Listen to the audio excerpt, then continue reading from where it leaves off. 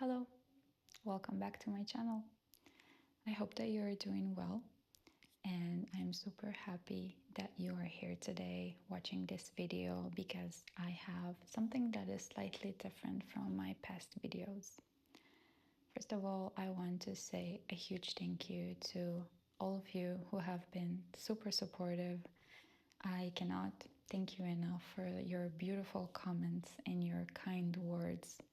It's been really such an amazing journey since I started posting videos. So just wanted to say that I highly appreciate that. And thank you so much for sharing your support and comment. And thank you. I have here the books with me that I picked very carefully. But before kicking off, I wanted to give a brief context. When I started working on this video and thinking about the books that I'm planning to share with you and the reasons to why these books impacted me so much, I found a couple of interesting things.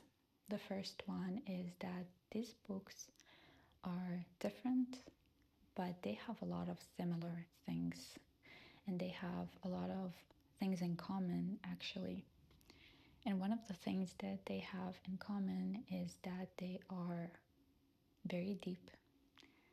They have a lot of meaning to it, and they have a philosophical tone. They are dealing with a lot of questions about our human condition and about human experience and what does it mean to be a human. Some of the books here are also philosophy books. I'm specifically sharing with you today some of my favorite Stoic philosophy books. Stoic philosophy has helped me a lot with dealing with my own personal struggles, and I will always be a huge advocate of Stoic philosophy. And some of the books are novels, but I found that in novels, I have a tendency of learning so much about our human experience, about human condition, and just by getting a glimpse to another person's life and understanding how they deal with certain challenges and certain struggles, I personally found a lot of comfort, and it helped me to get inspiration and a little bit more understanding on what does it mean to be a human and how to deal with suffering that is in the end a part of our journey here. So this is not going to be a fancy book analysis or book review. It is just a simple, honest, open chat about me sharing why I love these books and how they helped me personally. And I hope you can find something that is helpful and interesting here. I will say that this video is going to be spoiler free. So if you haven't read these books, you are in a safe space. I'm not going to mention the plot much. I am just going to talk about certain specific themes that helped me and why I recommend each of these books. So, without further ado, let's start. The first book is a book that I've actually talked about in this channel already. A couple of months ago, I have posted a video with some of my recent favorites, and one of the things was this book. This is A Stoic by John Steinbeck. This is my all-time favorite book. This book is not like anything that I have ever read. It is a phenomenal book. It's an incredible book, and it will stay with me probably for the rest of my life. And I know that it sounds very dramatic, but honestly, this is the truth. It specifically caught me at a very certain place in my life with my own personal struggles. I feel like the timing was perfect. I was I was having a lot of questions around whether we have choice in certain things or whether we are doomed to be a certain thing and our choices are very limited. And this book came at the right place in the right time, and I really cannot have a lot of words to talk about this book, but I will try. This book is basically to chat a little bit shortly about the plot. It is telling the story about two families across multiple generations in the Salina Valley in California. It has a lot of symbolism in this book and a lot of meaning.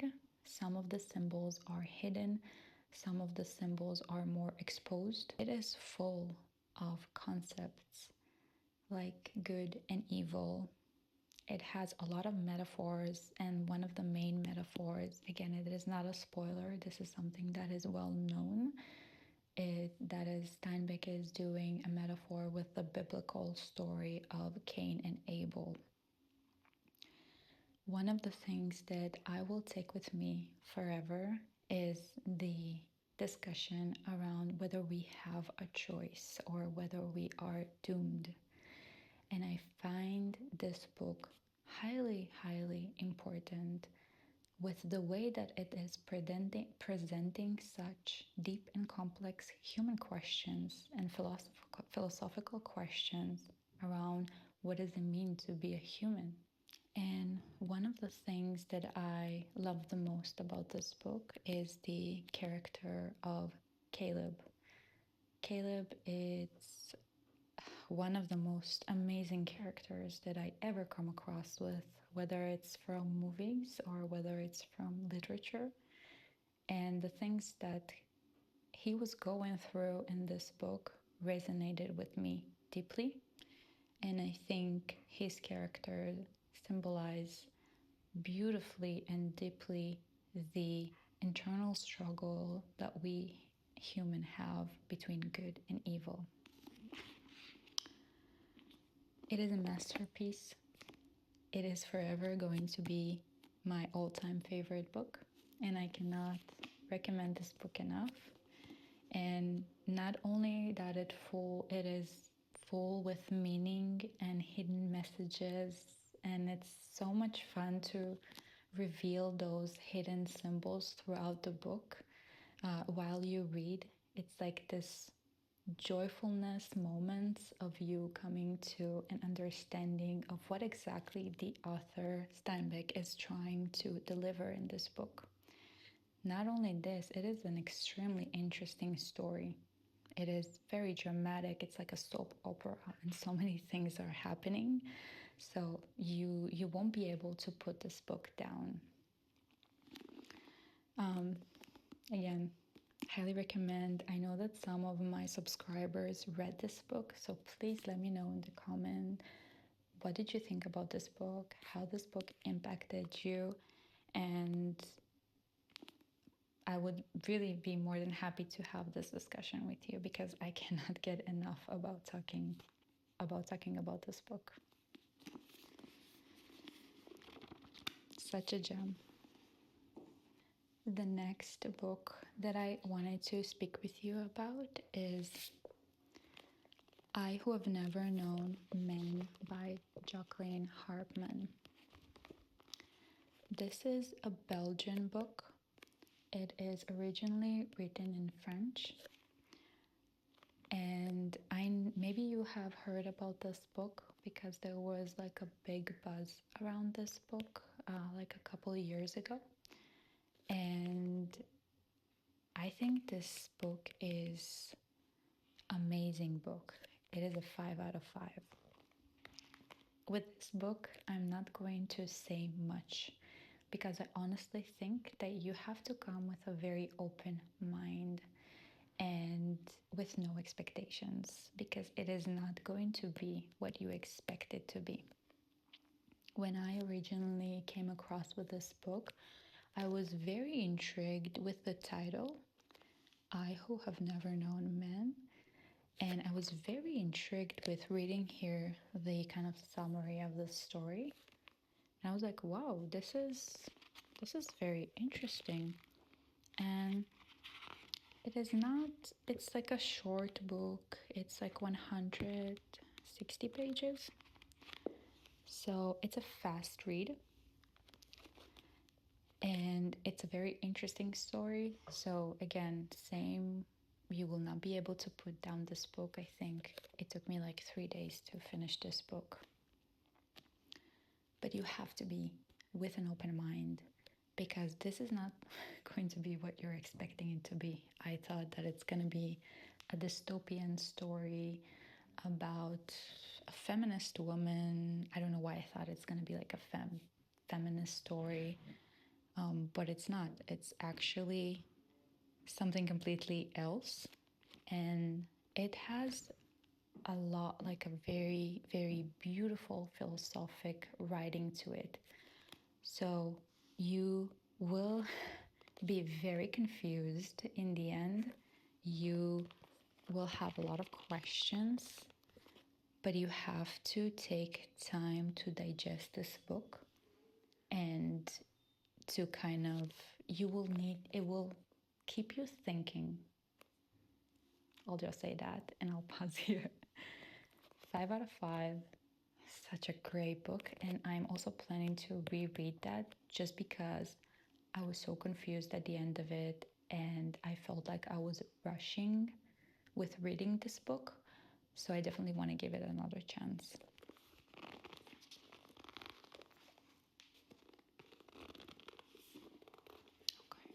Okay. Next book that I have is actually going to be the last novel that I will be speaking about today.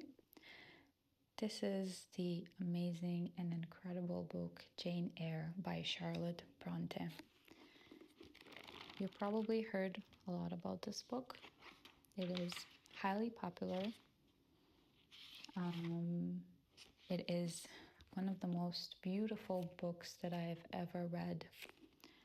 It was written in 1847, and it was back then a very revolutionary, rebellious book about a woman, Jane Eyre.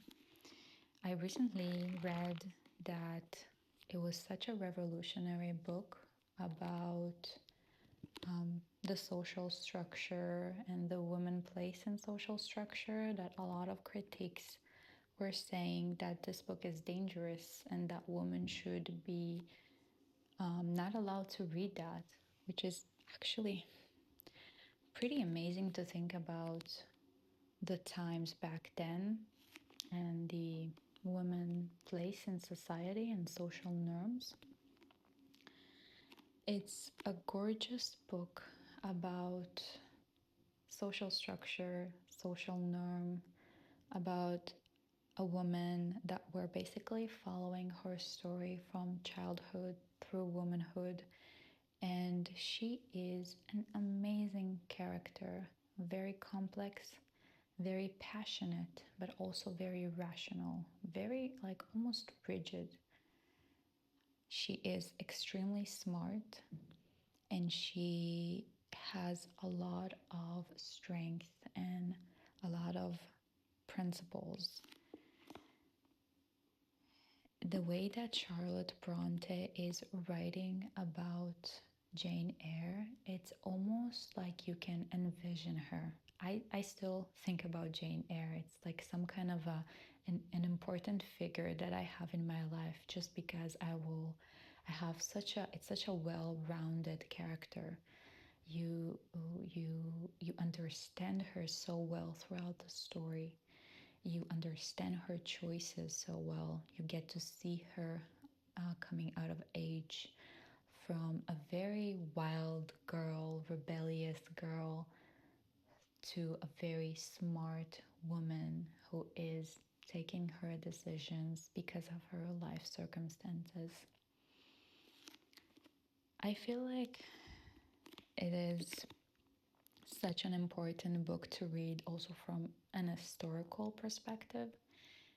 It will give you a glimpse to what does it mean to be a woman 200 years ago and the struggles that women were facing with.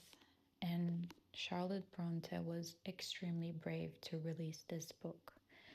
This is a timeless masterpiece, and it will forever be a timeless masterpiece. I think it is extremely interesting to see how this book, even 200 years ago, it is so relevant to these days. And Jane Eyre character, I saw so many things in her that are similar to me. And I know that a lot of women felt the same thing. And I think that is why her work, Charlotte Bronte work, is so genius, because she was able to create a character that women throughout the last 200 years felt that they could resonate with her, and they fell in love with this character. I think it's an amazing book, and it is also very interesting, very dramatic. It's like a romantic book about love and about passion, and just a beautiful book. I will definitely reread that again sometime in my life. So the next books that I wanted to talk with you about is Stoic Philosophy. I have here 4 different books that I wanted to share with you. But before that, I wanted to kind of give you a little bit of context to how I came across Stoic philosophy and why I really, really like this philosophy. So, Stoic philosophy goes all the way back to more than 2,000 years ago. It has been established in ancient Rome, and it's basically the philosophy of the everyday people, of the ordinary people. It discusses about concepts like certain daily challenges that we experience in our life. Some of them can be interaction with people, struggles with ourselves, the way that we treat ourselves, the way that we treat our body, the way that we manage friendships or complex family dynamics. And its main principle is focusing on things that we can control and accept things that we cannot control or we don't have control over. Some of the things that we don't have control over can be external events, tragic events, or it might be also people's opinion about us and what people think about us. It is a great manual for people that want to learn how to stand steady when there is a storm in life and how to deal with some really complex situations. The 3 main philosophers that I'm going to speak about are going to be Epictetus, Seneca, and Marcus Aurelius. I will start first of all with Epictetus. Epictetus used to be a slave, and he was writing a lot of things to himself, and he became a master of accepting a very hard reality. Eventually, he was able to get away from that, and he came to Rome and established the school of Stoic philosophy, and he was one of the first establisher. He has a very famous book that called The Art of Happiness, which I personally really like. editions by Penguin Classics, because I think the translation, first of all, it's really good, and it also, like, the introduction is really good, and you're able to, they provide you a lot of context in case you want to dive deep a little bit in Epictetus. That might be a little bit complex for people to start with. That's why I highly recommend this book, which is a new interpretation by Sharon Lebell. And Sharon, basically what they're doing is summarizing the main themes that Epictetus is discussing about in his book. And it is so accessible because you can basically open the different chapters. It's not in a chronological order, so you can just read chapter a day. Some of the chapters are very short, they're like a paragraph.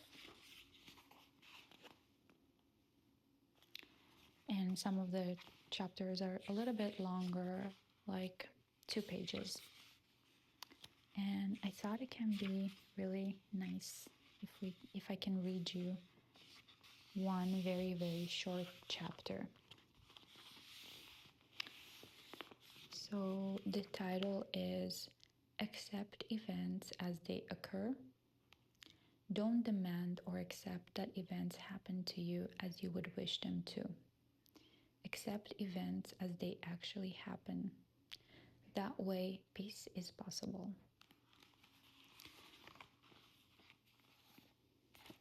I'll make sure to add the exact name of this book. It's very nice to just open that and read chapter a day before you go to bed. It brought me a lot of comfort. I think just like the understanding that the things that are written here in Stoic philosophy, and again, we're talking about 2000 years ago, are very relevant to these days. And I think that's why there's a lot of hype around Stoic philosophy lately, because young people feel that the things that they're reading there and the things that happened so many years ago are relevant to our days, to our modern days. I can have struggles in my 9 to 5 job, and I can find relevant text that I can learn from, and I'm shocked by that. Same with Marcus Aurelius. Marcus Aurelius, this is a very famous book. You probably heard about that. If not, that's okay. It's a book. Marcus Aurelius was a Roman emperor, and he basically wrote a journal to himself, personal writing. He was a Stoic philosopher.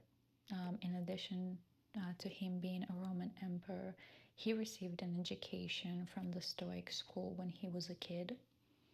And he was one of the good Roman emperors that were back in the days. And this journal is a collection of personal writings of him sharing about daily experiences and struggles that he was facing with, certain decisions that he was wondering on how to make. And he was a very good person, a very good leader, a very thoughtful leader that pondered on things before he made a decision. He never intended this text to be published. I think someone found that journal by mistake and decided to release that because they thought the world would really benefit from getting a glimpse to this person's mind and the way that he sees things. It's quite amazing. It's incredible. It's incredible to see the things that he's facing with as a major decision maker that has an understanding that the decisions that he's going to take are going to influence on so many people. Again, you don't have to read that in a chronological way. You can just open that, a certain chapter, and read that, and you will be fascinated by this person mind.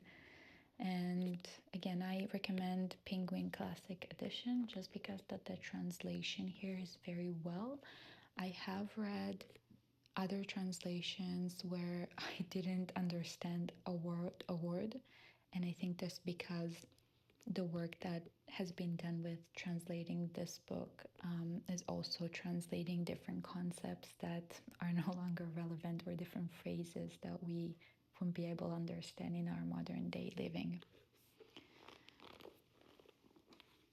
And the last book is Seneca, Letters from a Stoic. It is a beautiful book. Seneca used to be the right hand of another Roman emperor. And this is a collection of letters that he's writing to his friend, where he's sharing a lot of his thoughts about what does it mean to be a human and how to deal with different challenges, how to treat ourselves, how to hold ourselves, how to take seriously ourselves, how to be disciplined. And I love that. It had helped me with finding discipline and finding routine and finding peace where I can. I think in general, Stoic philosophy really helped me not to be too attached to certain ideas. Sometimes I feel like we have a tendency to think that things should work in a very certain way, and we're very attached to that idea. But we're missing out so many beautiful things that are happening around us that can be way more beneficial for us if we just pay attention and if we just let go. And Seneca is talking a lot about that. Marcus Aurelius is talking a lot about that. And again, it brought me a lot of comfort. That's it, pretty much. I hope you enjoyed this video. If you have read one of these books, I would be more than happy to hear from you and to hear your thoughts.